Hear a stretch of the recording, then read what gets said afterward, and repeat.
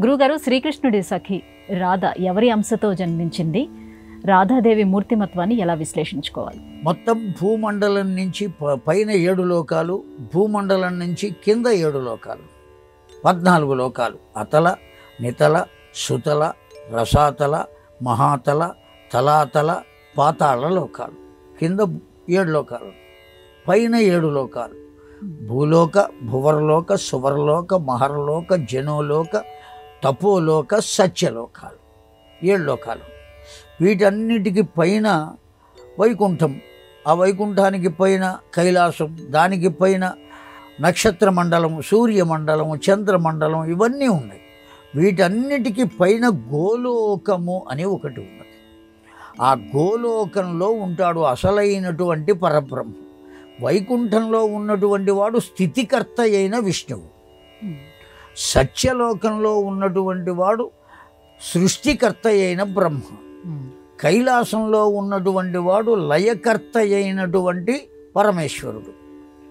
కనుక వీళ్ళ ముగ్గురికి కూడా ఆధారమైన వాడు ఎవరయ్యా అంటే గోలోకంలో ఉండేటువంటి కృష్ణ పరమాత్మ. చతుర్భుజుడై ఉంటాడు ఆ కృష్ణ పరమాత్మ. శంఖచక్ర గదాధ్యాయుధములు కలిగి ఉంటాడు ఆ కృష్ణ పరమాత్మ. ఆ కృష్ణ పరమాత్మ యొక్క శక్తియే రాధాదేవి. ప్రతి పురుషుడికి ఓ శక్తి ఉంటుంది. ఎవరైనా ఓ పని చేయలేనప్పుడు నాకంత శక్తి లేదయ్యా అని అంటారే కానీ, నాకంత విష్ణువు లేడయ్యా, నాకంత రుద్రుడు లేడయ్యా, నాకంత బ్రహ్మ లేడయ్యా అని ఎవరు అన్నారు. శక్తి అనే అంటారు. కనుక ప్రతి జీవుడికి ఓ శక్తి ఉన్నది, ప్రతి వస్తువుకి కూడా ఓ శక్తి ఉన్నది. అలాగే ఇక్కడ పరబ్రహ్మము యొక్క శక్తి ఏదైతే ఉందో ఆ శక్తి స్వరూపమే రాధ. అందుకనే దేవీ భాగవతంలో అమ్మవారి యొక్క అవతారాలు చెప్పేటప్పుడు గణేశ జనని దుర్గా, రెండోది ఎవరిని గురించి చెప్పారు అంటే రాధాదేవి గురించే చెప్పారు. లక్ష్మి, సరస్వతి, గాయత్రి, 5 అమ్మవారి ప్రధానమైన అవతారాలు.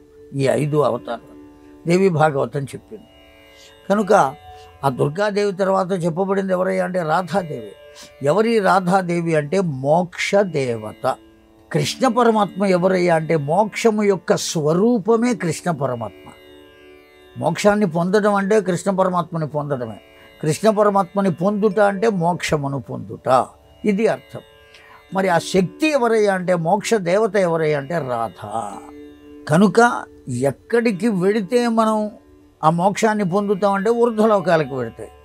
అందుకనే పైనుంచి క్రిందికి పోసామనుకోండి, ఏదైనా ఓ నీరు కానీ ఓ నూనె కానీ దేన్నైనా పైనుంచి కిందికి పోస్తున్నాం, ఆ క్రిందికి పడేటువంటి దాన్ని ఏమంటాం మనం? ధార అని అంటాం. అదే కింది నుంచి పైకి వెడితే మోక్షం, పైనుంచి కిందికి పడితే జీవం. క్రింది నుంచి పైకి చేరుకుంటే ఇక మళ్ళీ కిందికి రాకుండా పైకి చేరుకున్నట్లయితే దాన్ని ఏమనాలి? పైనుంచి కిందికి పడితే దాన్ని ధార అన్నాం. ఇప్పుడు క్రింది నుంచి పైకి వెళ్ళిందండి, ఈ ధార అనేదాన్ని వెనక్కి తిప్పండి, రాధ అవుతుంది. అదిగో ఆ రాధయే. ఈ క్రింది నుంచి పైకి వెళ్ళడం అంటే మోక్షాన్ని పొందడం. ఆధార చక్రం దగ్గర నుంచి సహస్రారం వరకు ప్రయాణం చేయడం, ఆ పైకి చేరుకుంటే వచ్చేది మోక్షం. ఆ మోక్షాన్ని పొందడమే రాధాదేవిని పొందుట.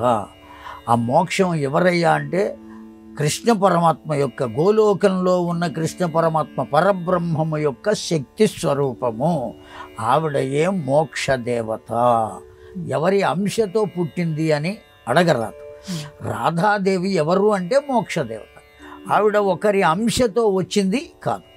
ఆ రాధాదేవియే కృష్ణ పరమాత్మ భూమండలంలో అవతరించినప్పుడు వృషభానుడు అనబడేటువంటి ఒకానొక యాదవుని ఇంట ఆవిడ కూతురుగా అవతరించింది. వృషభానుని భార్య కీర్తి. ఆ కీర్తికి ఈ వృషభానునకు కలిగినటువంటి పుత్రిక రాధాదేవే భూమండలంలో అవతరించింది, ఆ మోక్ష దేవత. అందుకనే బృందావనంలో ఇప్పటికీ అందరూ రాధాదేవిని తలుచుకుంటారు కానీ కృష్ణుడిని తలుచుకోరు. రాధే రాధే రాధే రాధే రాధే రాధే అంటారు. అంత గొప్పది రాధాదేవి.